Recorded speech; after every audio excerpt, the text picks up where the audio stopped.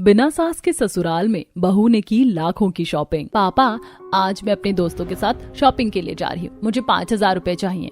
पूनम बेटा, कितनी बार कहा है तुम्हें, ऐसी छोटी मोटी रकम के लिए मुझसे पूछने की जरूरत नहीं है। मेरा वॉलेट अंदर ही रखा है, जितने चाहिए उसमें से ले लो।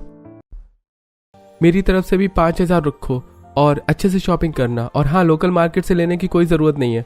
तुम्हें पता है ना, यही घर के पास एक नया मॉल खुला है, वहां जाना। वहां के कपड़ों की क्वालिटी काफी अच्छी है और अगर पैसे कम पड़े तो मुझे कॉल कर देना। आप लोग बहुत अच्छे, आप मेरा कितना ख्याल रखते हैं। मैं बहुत लकी हूँ जो मुझे इतने अच्छे पापा और इतने अच्छे भैया मिले हैं। अपने भाई और पिता के वॉलेट से ढेर सारे पैसे लेकर पूनम अपनी सहेलियों के साथ नजदीकी मॉल में जाकर ब्रांडेड कपड़ों की शॉपिंग करने लगती है। तो वहीं घर की सफाई करने के बाद घर की सबसे बड़ी बेटी सुधा जब अलमारी से अपने कपड़े निकालने लगती है तो ये क्या, ये सूट तो काफी छोटा हो गया और ये वाला फट गया है और इस वाले की तो हालत ही खराब है और एक तो धुलने के लिए गया है और एक जो मैंने पहना है बस यही बचा है। मेरे पास तो बिल्कुल भी कपड़े नहीं है। लगता है अब मुझे भी थोड़े कपड़ों की शॉपिंग करनी होगी। सुधा कपड़ों की शॉपिंग के लिए पैसे मांगने कैलाश के पास आती है। पापा, मेरे पास सारे कपड़े छोटे हो गए हैं और फट गए हैं, मुझे थोड़े पैसे चाहिए थे। शाम को बाजार लगेगा ना, तो वहां से कुछ कपड़े ले आऊंगी। अरे मेरे पास कोई पैसे वैसे नहीं है, जाकर अपनी माँ से मांग लो। आपके पास तो कभी पैसे होते ही नहीं है और आपने अभी तो पूनम को इतने सारे पैसे दिए थे, मुझे तो 1,000 रुपए ही चाहिए। तू अपना मुकाबला मेरी बेटी से मत किया कर, समझी? उसने और तुझ में जमीन आसमान का फर्क है। अब जा यहाँ से। सुधा अब अपने कमरे में बैठकर रो रही होती है कि तभी वहां ममता आती है। सुधा बेटा, मत रो, तू तो जानती है ना अपने पापा को कि वो कैसे हैं।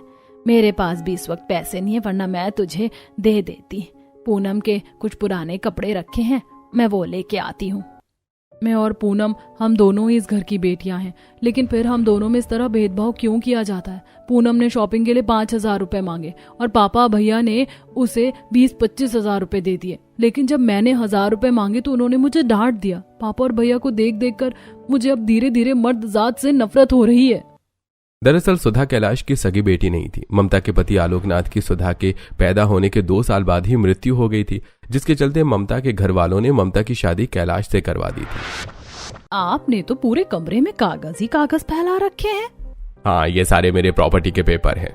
वैसे तुमसे एक बात पूछनी थी, तुम्हारे पहले पति आलोकनाथ की कोई जायदाद वगैरह थी या नहीं जो उन्होंने सुधा के नाम पर करी हो? हाँ, उनकी जायदाद है और उन्होंने वो सुधा के पैदा होते ही उसके नाम कर दी थी। जब सुधा 18 साल की हो जाएगी ना, तब उसका उस पर लीगल अधिकार होगा। कैलाश को जब सुधा के नाम की जायदाद के बारे में पता चलता है तो वो करोड़ों की निकलती है, जिसके लालच में आकर कैलाश वकील को पैसे खिलाकर एक झूठी जायदाद के पेपर तैयार करवाता है। बस अब कुछ सालों का और इंतजार है, फिर जैसे ही सुधा इन कागज पर साइन करेगी तो सारी जायदाद मेरी हो जाएगी। बड़ी मुश्किल से ये कागज बनाए हैं मैंने। सुधा के नाम पर जो वसीयत है उसे देखकर तो वकील ने कागज बनाने से साफ इनकार कर दिया था। इन कागज को संभाल कर रखना पड़ेगा, अगर इन्हें नहीं कुछ हो गया तो दोबारा से कागज नहीं बन पाएंगे। कैलाश फिलहाल के लिए उन कागज को बिस्तर पर रखकर फ्रेश होने के लिए बाथरूम पर चला जाता है। ठंड का मौसम शुरू हो चुका था। सुधा अपनी माँ के साथ बैठकर आंगन में आग जलाकर हाथ ताप रही होती है कि तभी जैसे ही आग बुझने को आती है तो सुधा कागज को ढूंढते हुए कैलाश के कमरे में आती है और बिस्तर पर रखे उन कागजों को ले जाकर आग में जला देती है। और जब यह बात कैलाश को पता चलती है तो वो उसे सुधा को गुस्से में थप्पड़ मार देता है। ये आप क्या कर रहे हैं? इस तरह कोई छोटे बच्चे पर हाथ उठाता है क्या? और क्या था उन कागज में जो आप इतने गुस्से में? अगर इतने जरूरी थे तो आप मुझे दे देते, मैं संभाल कर रख देती। चुप करो, तुम्हारी गलती की वजह से इसलिए तो उन कागज को जलाया। तुम क्या अंधी हो गई थी? दिखाई नहीं दिया जब ये उन कागज को जला रही थी? इसमें माँ की कोई गलती नहीं है, वो तो पड़ोस वाली आंटी से बात करने में लग गई थी, उनका ध्यान नहीं गया। सॉरी पापा, मैं दोबारा ऐसे नहीं करूंगी। कैलाश की सारी मेहनत मिट्टी में मिल चुकी थी कि सुधा की हरकत के बाद कैलाश सुधा से नफरत करने लगता है। तो वहीं जब कैलाश के अपने बच्चे संजय और पूनम पैदा होते हैं तो वो उन तीनों में भेदभाव करता है और बेचारी ममता अपने पति के चलते अपनी बेटी के लिए कुछ नहीं कर पाती। खाना तो काफी ज्यादा टेस्टी था और ये पुडिंग, ये तो मुझे काफी अच्छी लगी। अगर मेरी बिटिया रानी को पुडिंग इतनी पसंद आई है तो मैं एक और मंगवा देता हूँ। पापा, मुझे तो ये रसमलाई काफी अच्छी लगी, मेरे लिए भी एक रसमलाई मंगवा दीजिए ना। तुम्हारा पेट है या कुआं? इतना भर भर कर ठूसा है फिर भी तुम्हारा पेट नहीं भरता क्या? कैलाश की ऐसी बातें सुनकर सुधा को काफी बुरा लगता है। तो वहीं ममता को भी ये सब पसंद नहीं आता। डिनर के बाद पूरा परिवार वॉक करने के लिए एक बाजार में जाता है, जहां सुधा को एक काफी अच्छी ड्रेस पसंद आती है। ये ड्रेस कितनी ज्यादा सुंदर है ना, सिर्फ 300 रुपए की है। माँ ये दिला दीजिए ना। ये ड्रेस तो काफी ज्यादा सुंदर है, तुमसे ज्यादा तो ये मुझ पर अच्छी लगेगी। पापा मुझे ये ड्रेस लेनी है। तुम्हारे पास तो इतनी सारी ड्रेस है, तुम कुछ और ले लो ना, मुझे ये लेने दो ना। वैसे भी मेरा जन्मदिन आ रहा है तो मैं उस दिन ये पहन लूंगी, मेरे पास बिल्कुल भी कपड़े नहीं है। पापा आप इसे कुछ कह क्यों नहीं रहे, ये ड्रेस तो मैं ही लूंगी। मेरी बहन ने कह दिया ना कि ये ड्रेस यही लेगी तो यही लेगी। सालों से तो सुधा पूनम के उतरे हुए कपड़े ही पहनती आ रही है, कभी तो उसे कुछ नया दिला दीजिए। ये उतरन पहनने के लिए ही पैदा हुई है, इसके लिए मैं शॉपिंग करूंगा, इतने फोकट के पैसे नहीं है मेरे पास। कैलाश सुधा के सामने ही वो ड्रेस खरीद कर पूनम को दे देता है, जिसे देख सुधा का दिल काफी जलता है। अपने पिता और भाई की इन हरकतों से अब समय बीतने के साथ साथ सुधा को मर्द जात से नफरत होने लगी थी। ऐसे ही कुछ समय गुजरता है और आज पंडित जी एक काफी अमीर घर का रिश्ता लेकर कैलाश से मिलने के लिए आते हैं। कैलाश जी, भगवान की कृपा से पूनम बिटिया के लिए काफी अच्छा रिश्ता मिला है। लड़के की खुद की कंपनी है, लाखों का कमाता है, और तो और परिवार इतना अच्छा है कि दहेज भी लेने के खिलाफ है वो। आज के जमाने में भी इतने अच्छे लोग होते हैं, पता नहीं था। पंडित जी अब जल्दी से उन लोगों से बात करिए और मिलने का मुहूर्त निकलवाइए। लेकिन एक छोटी सी दिक्कत है, जिस लड़की से आपके बेटे का रिश्ता होगा वो घर का बड़ा बेटा है और उसके 3 भाई भी है, साथ ही साथ उनकी कोई बहन भी नहीं है, और मिथिलेश जी की पत्नी सालों पहले स्वर्गवासी हो गई थी। अरे इसका मतलब उस घर में एक भी औरत नहीं है? पंडित जी आप कैसी बातें कर रहे हैं? जिस घर में एक भी औरत नहीं है वहां मैं अपनी बेटी को कैसे भेज दूं? मैं अपनी फूल सी बेटी को ऐसे घर में नहीं भेज सकता। लेकिन सुधा के लिए रिश्ता बिल्कुल सही है। ये आप क्या कह रहे हैं? भले ही सुधा आपकी सगी बेटी ना हो, लेकिन मैं ऐसा नहीं होने दूंगी। जिस घर में एक भी औरत नहीं है मैं उसे वहां कैसे भेज दूं? अरे तो वो लोग दहेज भी तो नहीं ले रहे हैं, और अगर तुम्हें इतनी दिक्कत है तो किसी औरत से भरे परिवार में अपनी बेटी की शादी खुद करना। मैं तो एक फूटी कौड़ी नहीं लगाऊंगा। हाँ मैं कर लूंगी। वैसे भी इसके पिताजी इसके लिए काफी जायदाद छोड़ कर गए हैं। खबरदार जो उस जायदाद में से 1 रुपए लेने की कोशिश करी, वरना मैं तुम्हें तलाक दे दूंगा। फिर भटकना इस उम्र में। चक्कर चला रहा हूं कि मैं कैसे उस जायदाद को अपने नाम करवाना। ममता का कोई नहीं था, इसलिए वो तलाक के नाम से काफी डर जाती है और चाहकर भी अपनी बेटी सुधा के लिए कुछ नहीं कर पाती। सुधा हर रोज की तरह किचन में काम कर रही होती है कि तभी वहां पूनम आती है। अच्छा है, जितना काम करोगी उतना सही है। वैसे भी तुम्हारे होने वाले ससुराल में एक भी औरत नहीं है तो सारे काम तो तुम ही करने होंगे। पूनम की बात सुनकर सुधा जल्दी से अपनी माँ के पास आती है, जहां ममता से उसे सारी बात पता चलती है। सुधा बेटा मुझे माफ कर दे, मैं तेरे लिए कुछ नहीं कर पाई। माँ आपने वैसे भी आज तक मेरे लिए किया ही क्या है, आप तो बस मजबूर हो। सुधा काफी ज्यादा परेशान हो जाती है और वही जब ये बात सुधा पड़ोस में रहने वाली अपनी सहेली ट्विंकल को बताती है।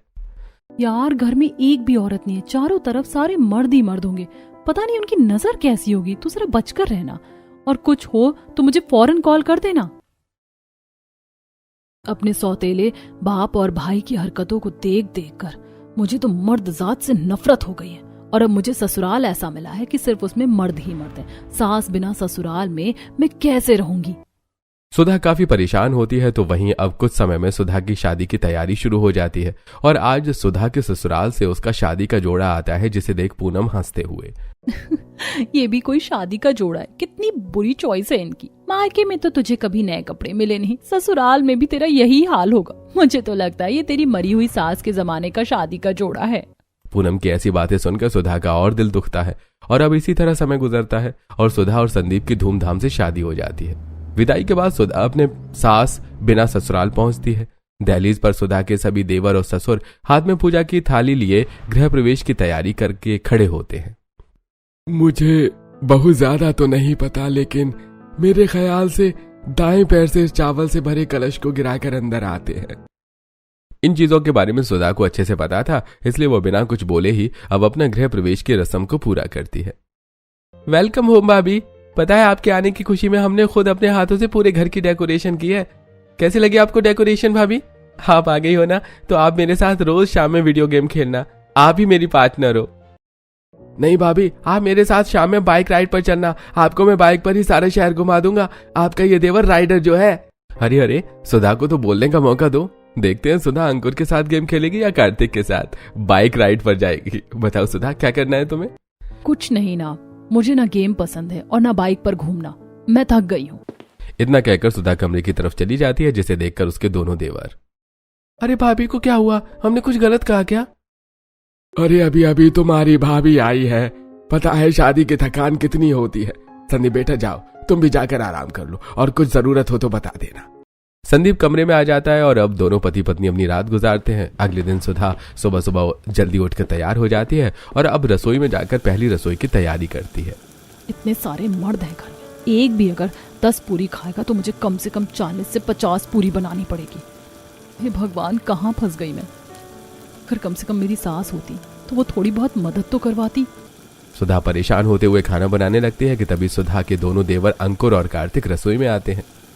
मैंने तो पहले ही कहा था कि भाभी रसोई में ही मिलेंगी। भाभी, आपने तो खाने की तैयारी भी कर दी। मैं जानता हूँ हम लड़के लोग थोड़ा ज्यादा खाते हैं, इसलिए हम आपकी मदद करने के लिए आए हैं। क्या कहा? मदद? इसका मतलब तुम दोनों को खाना बनाना आता है? हाँ भाभी, माँ के जाने के बाद हम ही खाना बनाते थे। माँ के जाने के बाद सब कुछ सीखना पड़ा। पापा नहीं हमें आपकी मदद के लिए भेजा है।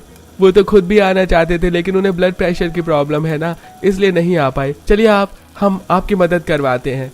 अंकुर कार्तिक मिलकर सुधा की खाना बनाने में काफी ज्यादा मदद करवाते हैं। जहाँ के लिए सुधा को इतना सारा खाना बनाने में 3-4 घंटे लगते हैं, तो वहीं अपने देवर की मदद से सुधा 1 घंटे में ही सब कुछ तैयार कर लेती है। देखा भाभी, कितनी जल्दी सब कुछ तैयार हो गया। बस पूरियां रह गई हैं, वो भी फूली फूली निकल रही है। पता नहीं भाभी आज कैसे इसकी पूरियां फूली फूली निकल रही, वरना हमेशा कढ़ाई से तो पापड़ ही निकलता था। कार्तिक की बात सुनकर सुधा को भी थोड़ी हंसी आ जाती है, जिसके बाद अब सुधा सभी को खाना परोसती है। खाने के बाद मिथिलेश सुधा को सोने के कंगन देता है। बहू, ये सोने के कंगन तुम्हारी सास के हैं। उसकी बड़ी ख्वाहिश थी कि वो खुद अपने हाथों से इसे अपनी बहू को पहनाए। अब वो तो चल बसी, लेकिन उसकी ख्वाहिश तो हम पूरी हो सकती है ना। यह हमारी तरफ से छोटा सा गिफ्ट है। लेकिन इसकी क्या जरूरत थी? जरूरत कैसे नहीं थी? तुमने इतना सब कुछ बनाया, वो भी इतना टेस्टी। ये सब तो बनता ही है। अपने पति देवर और ससुर का इतना प्यार देखकर जहां सुधा एक तरफ खुश होती है, तो वहीं अपने सौतेले बाप और भाई की हरकतों को याद करते हुए सुधा अपने देवर और ससुर से घुलने मिलने की बजाय उनसे दूरी बनाकर ही रहती है। इतना बड़ा घर है लेकिन इन लोगों से गीजर नहीं लगवाया गया और ठंडी शुरू हो चुकी है। ठंडे पानी में बर्तन धोते धोते कैसे थर थर मेरे हाथ कांप रहे हैं। सुधा कांपते हाथों के साथ ठंडे पानी से बर्तन धो रही होती है कि तभी मिथिलेश रसोई में आता है और अपनी बहू को इस तरह ठंडे पानी में बर्तन धोते हुए देख, ये क्या कर रही हो? चलो हटो, बीमार पड़ जाओगी। मैं धो देता हूँ बर्तन। नहीं नहीं पापा जी, बहू के होते हुए ससुर काम करे अच्छा नहीं लगता। मैं धो दूंगी बर्तन। अरे बहू, ये सब पुराने जमाने की बात है और मैं तुम्हें अपनी बहू कम बेटी ज्यादा मानता हूँ। बहू के रूप में ऊपर वाले ने मुझे इतनी प्यारी बेटी दी है। हम लोगों को तो ठंडा पानी में हर चीज करने की आदत है, लेकिन मैं तुम्हारे लिए गीजर लगवा दूंगा कल ही। चलो अब तुम जाकर आराम करो, मैं बर्तन धो देता हूँ। अपने ससुर का इतना प्यार देखकर सुधा को भी अच्छा लगता है, तो वहीं आज कार्तिक जबरदस्ती सुधा को बाइक पर बिठाकर राइड के लिए जाता है। तो भाभी, कैसा लग रहा है आपको अपने राइडर देवर के साथ? उस अंकुर के साथ तो बोरिंग वीडियो गेम खेलकर आप बोर हो जाती। चलिए अब मैं आपको मोमोज खिलाने के लिए ले चलता हूँ। धीरे धीरे कर सुधा अपने सौतेले बाप और भाई की हरकतों को भूलते हुए अब ससुर और देवर से अच्छे से घुल मिल रही थी। अरे सुधा, आगे तुम देखो, अंकुर तुम्हारे लिए तोहफा लेकर आया है, लेकिन देने से शर्मा रहा है। भाभी माइंड मत करना, मैं आपके लिए ये सूट लेकर आया हूँ। आज मार्केट में मुझे ये सूट दिखा तो मुझे आपकी याद आ गई। इसे पहनकर आप बहुत अच्छी लगोगी, बिल्कुल माँ की तरह। अपने देवर को नया सूट देता सुधा की आंखें नम हो जाती हैं और अब सुधा अपने बीते हुए कल को याद करती है। आज त्योहार, लेकिन फिर भी मेरे लिए कोई नया कपड़ा नहीं आया। पूनम के लिए इतनी शॉपिंग होती है, लेकिन मेरे लिए तो कोई कुछ लाता ही नहीं है। सुधा मुश्किल से अपने आंसू को रोक पाती है और अपने देवर का सूट पहनकर काफी खुश होती है। गुजरते समय के साथ साथ सुधा अब सबके साथ काफी अच्छे से घुल मिल जाती है और आज उसके ससुराल वालों को सुधा के मायके से उसके भाई की शादी का इनविटेशन आता है, जिससे सुधा को कुछ ज्यादा फर्क नहीं पड़ता और अब वो अपने देवर अंकुर के साथ कुछ सामान लेने के लिए मॉल आती है। भाभी, मुझे अगली शॉप से बुक्स लेनी है, मैं अभी आता हूँ। सुधा मॉल में घर के लिए कुछ सामान देखने लगती है कि तभी सुधा की मुलाकात उसकी सौतेली बहन पूनम से होती है। तुम तो शादी के बाद बिल्कुल वैसी ही हो, सिंपल साड़ी, ना कोई ज्वेलरी। वैसे तुम शादी में तो आओगी ना? पता है, भैया ने खुद मुझे शॉपिंग के लिए पूरे 50,000 रुपए दिए हैं, लेकिन तुम्हारी किस्मत में शॉपिंग कहाँ। तुम्हारी शादी का लहंगा याद करके तो मुझे अभी भी हंसी आती है। वैसे शादी में कुछ ढंग का पहन कर आना, और अगर ना हो तो मुझे बता देना। हमेशा की तरह तुम्हें कोई ना कोई अपनी उतरन दे दूंगी। पूनम की बातें सुनकर सुधा को काफी दुख होता है, तो वहीं ये सारी बात अंकुर सुन लेता है और बड़ी मुश्किल से अपने आप को शांत करता है। अगले दिन सुधा सबको नाश्ता दे रही होती है। तभी सुधा, शाम को 5 बजे तैयार है ना? हमें शॉपिंग के लिए जाना है, तुम्हारे भाई की शादी है ना? मेरे पास तो कपड़े हैं, मैं उसमें से ही कुछ पहन लूंगी। बहू, तुम्हारे भाई की शादी है और तुम उसकी बड़ी बहन हो, इसलिए तुम्हें शॉपिंग करनी होगी। सुधा समझ नहीं पाती और अब शाम में संदीप, मिथिलेश और सुधा के दोनों देवर उसे शॉपिंग के लिए एक बड़े से मॉल लेकर आते हैं। संदीप जी, तो काफी महंगा मॉल दिख रहा है। यहाँ पर तो हर चीज काफी महंगी होगी, मैं बाजार से शॉपिंग कर लूंगी। यहाँ रहने दीजिए, खामखा खर्चा हो जाएगा। इतने बड़े परिवार की बहू होकर तुम बाजार से शॉपिंग करोगी? इतनी मुश्किल से तो मैंने इस मॉल को ढूंढा है, तुम्हारी सारी शॉपिंग होगी तो यहीं से होगी। इतना कहकर अब सभी सुधा को लहंगे के सेक्शन में ले जाते हैं, जहाँ काफी सुंदर सुंदर और महंगे महंगे लहंगे होते हैं। मैडम, आप ये लहंगा देखिए, न्यू पीस आया है और आप पर काफी अच्छा भी लगेगा। ये तो काफी सिंपल सा लग रहा है। आप वो डमी वाला लहंगा दिखाइए ना, पिंक कलर का। वो रंग तो भाभी पर काफी खिलेगा। अरे कार्तिक, वो लहंगा 80,000 का है। नहीं नहीं नहीं, वो रहने दीजिए, मैं इसमें से कुछ पसंद कर लूंगी।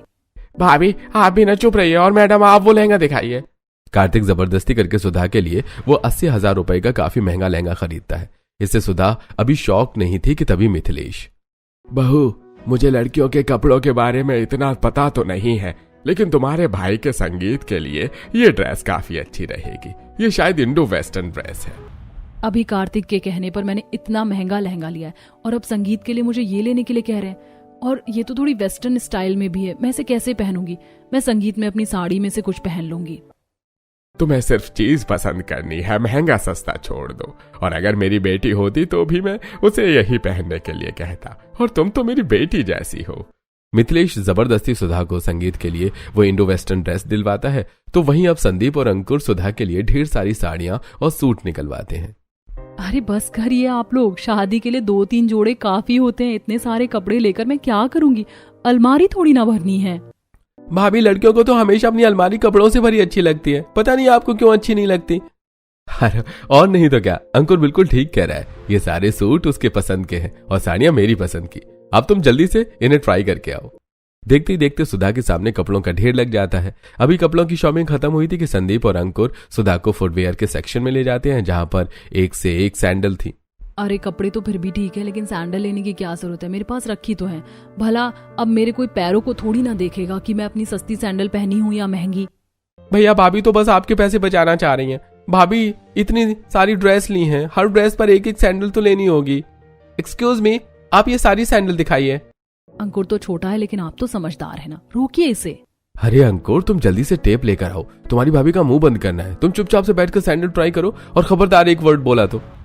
एक एक कर संदीप और अंकुर सुधा को ढेर सारी सैंडल पसंद करवाते हैं और अब वो कई सारे जोड़े ले लेते हैं। और अब मिथिलेश सुधा को लेकर सीधा मॉल में बनी ज्वेलरी शॉप में जाता है, जहां वो अपनी बहू के लिए गोल्ड और डायमंड के कुछ सेट निकलवाता है। पापा जी, इन लोगों को तो पता नहीं क्या हो गया है, लेकिन आपसे ये उम्मीद नहीं थी। अरे मैं कुछ नॉर्मल सेट पहन लूंगी ना, गोल्ड डायमंड लेने की क्या जरूरत है? रहने दीजिए ना। अगर तुम्हारी सास होती ना तो मुझे ये सब दिलाने की नौबत ही नहीं आती। वो तो खुद तुम्हें हमेशा कुछ ना कुछ देती रहती। अब तुम्हारी सास नहीं है तो उसका फर्ज तो मुझे ही पूरा करना होगा। मिथिलेश के कहने पर सुधा ये अपने लिए कुछ सेट पसंद करती है और देखते ही देखते मिथिलेश उन सभी को ले लेता है। शॉपिंग खत्म होने के बाद जब सुधा सभी चीजों का बिल देखती है तो उसके होश उड़ जाते हैं। सब कुछ मिलाकर लाखों में शॉपिंग का बिल आता है। ये देखकर सुधा, आप लोगों ने तो सच में हद कर दी। अगर बाजार जाते तो 4-5 हजार में शॉपिंग कंप्लीट हो जाती, लेकिन आप लोगों ने तो मुझे लाखों की शॉपिंग करवा दी। चलो अब सारी शॉपिंग हो गई, जल्दी से घर चलते हैं। भाभी अभी तो बहुत कुछ रह गया है। क्यों भैया? अब क्या लेना है? कपड़े, ज्वेलरी, सैंडल सब तो ले लिया, अब क्या बचा है? संदीप और अंकुर सुधा को अब एक ब्यूटी सैलून में लेकर जाते हैं, जहां वो सुधा के पैर के नाखून से लेकर सर के बाल तक उसका पूरा लुक चेंज करवाते हैं। मेकओवर के बाद सुधा काफी अच्छी लगती है और जब वो अब सबके साथ घर आ जाती है तो अपनी बहू को देखकर मिथिलेश, आज अगर तुम्हारी सास होती तो तुम्हें इस तरह देखकर कितना ज्यादा खुश होती। बहू, तुम बहुत सुंदर लग रही हो।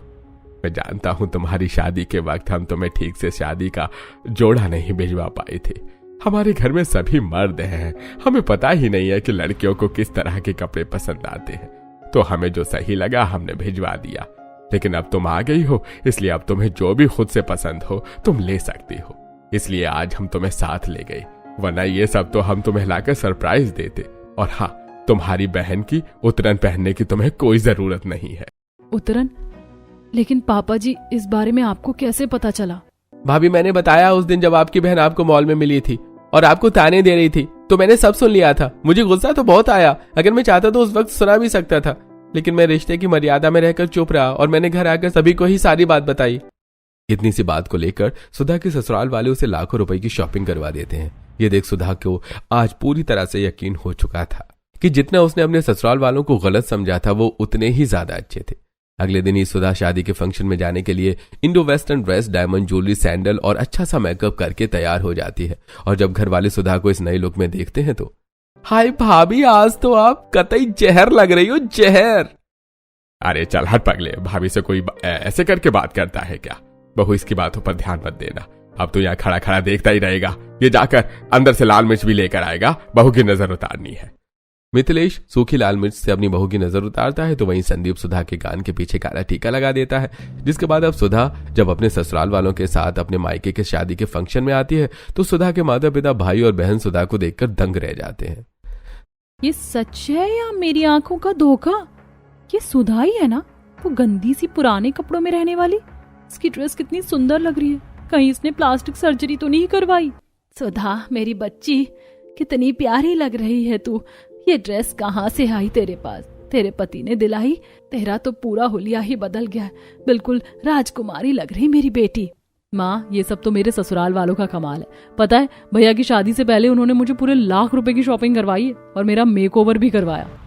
सभी लोग फंक्शन में दूल्हे को छोड़कर सुधा के आसपास घेरा बनाकर खड़े हुए थे और हर कोई उसके कपड़ों और ज्वेलरी की तारीफ करता है। सुधा पता है लोगों को तेरा ये न्यू लुक कितना पसंद आ रहा है, मुझे तो पहचान में ही नहीं आ रही तू कि तू मेरी वही पुरानी वाली सुधा है। सभी को अपनी तारीफ करता देख सुधा को काफी ज्यादा खुशी मिलती है, तो वहीं सुधा से ज्यादा खुशी सुधा से ससुराल वालों को होती है।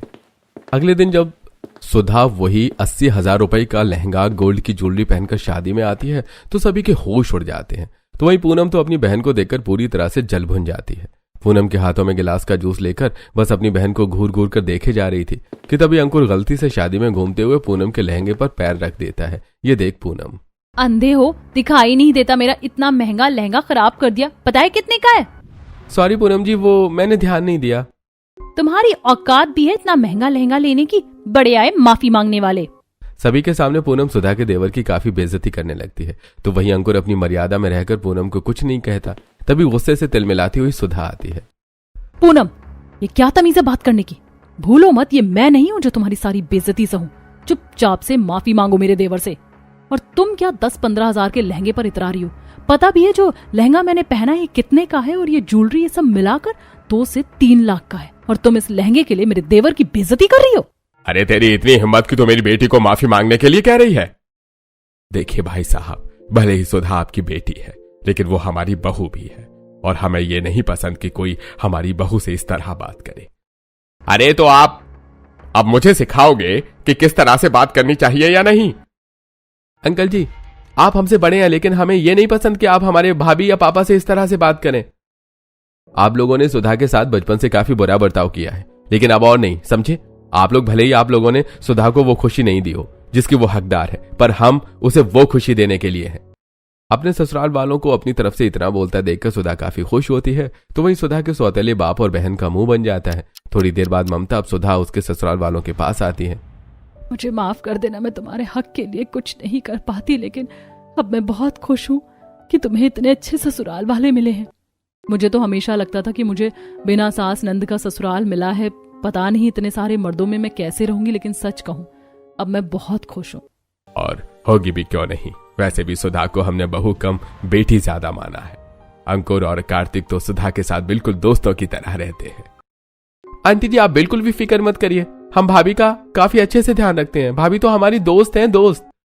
सबकी बातें सुनकर और ममता की आंखें भर आती हैं, और अब सुधा हमेशा अपने ससुराल वालों के साथ हंसी खुशी रहती है। सिर्फ शॉपिंग की नहीं, जो वो ख्वाहिश सुधा की उसके मायके में पूरी नहीं हुई थी, वो ख्वाहिशें सुधा की उसके बिना सास के ससुराल में पूरी होती हैं।